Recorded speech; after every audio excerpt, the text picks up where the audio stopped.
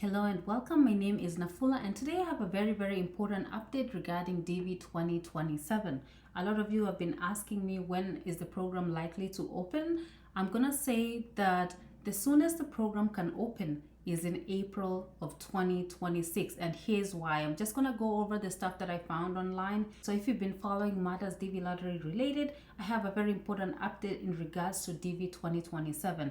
I must begin by saying that I'm not an immigration lawyer, so if you have any questions, anything immigration related to the law, I'm not going to be the person to ask, but this is just something that I bumped into online. And let's look at on my screen, you see there's a federal register. So the federal register, and also it's like a daily journal of the United States government. So every publications and stuff, like you get an update from here. So let's start by going over what we are looking at. So we are looking at the Federal Register, the Daily Journal of the United States, and it's about the visas, enhancing, vetting, and combating fraud in the diversity immigrant visa program.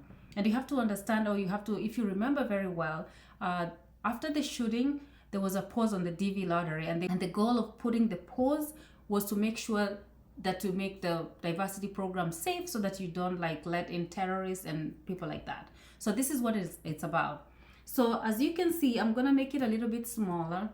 So here the publication, the rule by the Department of State, was published on 3/11/2026, which means it was yesterday. So this is pretty recent, and it's very important because you have to look at what is happening here and what information or what news that we have here. It's very important that you look at this document because it has very important information. First, we have to start by is the rule by the Department of State, published on 3/11/2026. So let's look at what the final rule is. So I'm going to read it out loud. The Department of State is amending regulation governing the diversity immigrant visa program, that is the DV program, to improve the integrity of and combat fraud in the program. These amendments require petitioners to the DV program to provide a valid and expired passport information and to upload a scan of the biographic and signature page in the electronic entry form, or to otherwise indicate that he or she is exempt from this requirement. Additionally, the department is standardizing and amending its regulation to add the word shall to simplify guidance for consular officers. That is, ensure the use of the term sex in lieu of gender, and replace the term age in the DV program regulation with the phrase date of birth to accurately reflect the information collected and maintained by the department during the immigrant visa. And another important thing that you should note, it says this rule is effective April 10th, 2026. That's why I said the soonest the DV lottery, if it's gonna open, the soonest it's gonna open will be after 10/2026, because that is when this rule, the passport rule, goes into effect. And you want to look, a lot of people have questions. You're like, okay, so what is all this? So let's pull up like this public notice. You can just find the publication notice. So we have a number here. So if we just like copy that, and then I'm just gonna paste it in my browser. Register. Yep. So this is the publication. You see, it's the same thing. It says the same thing that I read out loud. And this is like, Department of State is all about safety, combat fraud. And then this is the important part here, the dates. They said the written comments and related material must be received on or before midnight Eastern Daylight Time on, insert date, 45 days after date of publication in the Federal Register. So as we see here, it's been publicized in the Federal Register March 11, 2026. So 45 days brings us where? To April 2026. So that's where I got that information. I know a lot of people are like, okay, where did she get that information that the DV lottery, if it's gonna open, it's gonna happen like after April 2026. This is where the publication is. And I'm gonna go ahead and I'm gonna share this. I'm gonna put a link on this video, so if you want to go read it for yourself. Usually I'm in healthcare, I like sciences, I don't like law. Something that can be summarized in one sentence. Literally they'll have like 10-15 pages just saying the same thing. So that's why I don't like law, and it's a lot of it. Like as you can see here, this is a lot.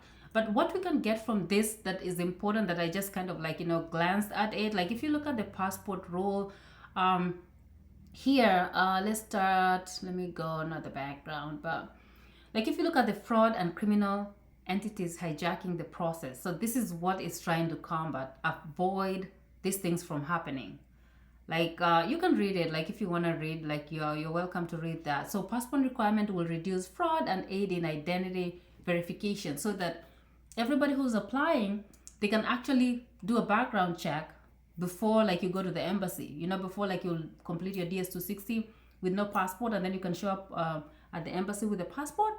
Here, this changes the game so that they can do a background check before you even get to the embassy. So you can read this, and like I said, I'm not an immigration lawyer. I know Brit Simon is gonna be jumping on here, typing all those long paragraphs on my video. You're welcome to give your feedback. I am not an immigration lawyer. I just bumped into this thing yesterday, and I just thought like it's a good thing to share.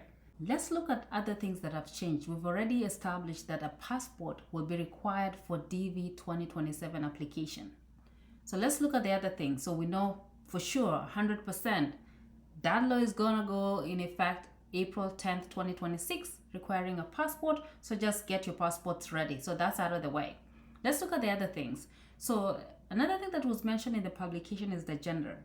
And the reason why gender is big in America and not in Africa is just because of the cultural differences. Like in America, gender is very fluid. Like somebody can be born, like NAFULA can be born a female or whatever, the sex that you're assigned at birth. And then as I grow up, then I start feeling like, okay, I feel like I'm a male. I'm a male trapped in a woman's body.